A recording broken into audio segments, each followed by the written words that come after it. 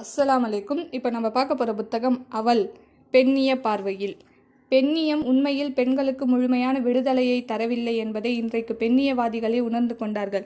தாம் உருவாக்கிய கோட்பாட்டை தாமே விமர்சித்து கொண்டிருக்கிறார்கள். இப்போது வேறொரு திசையில் பெண்ணியத்துக்கு விளக்கம் தேடும் முயற்சி நடந்து கொண்டிருக்கிறது.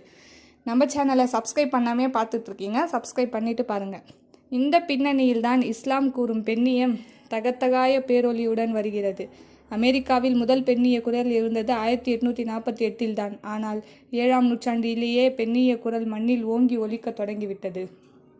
இந்த புத்தகத்தில் பெண்கள் அன்று, பெண்கள் இன்று, நோய் நாடி, நோய் முதல் நாடி, பெண்ணியவாதிகள் தரும் தீர்வுகள், பெண்ணியவாதிகள் தந்த தீர்வுகள், இஸ்லாமும் பெண்களும் மாற வேண்டும் மனப்பான்மை, பெண்களுக்கு இஸ்லாம் வழங்கிய உரிமைகள், குடும்பம் சுமையா சுமை தாங்கியா, பெண்கள் நிலையில் இஸ்லாத்தின் தாக்கம், இதை பற்றியெல்லாம் இந்த புத்தகத்தில் இருக்குது. இந்த புத்தகம் நம்ம குவாலிட்டி புக் சென்டரில் கிடைக்குது. இன்ஷால்லா வாங்கி படிங்க. மீண்டும் அடுத்த புத்தகத்தில் சந்திப்போம். அஸ்ஸலாமு அலைக்கும்.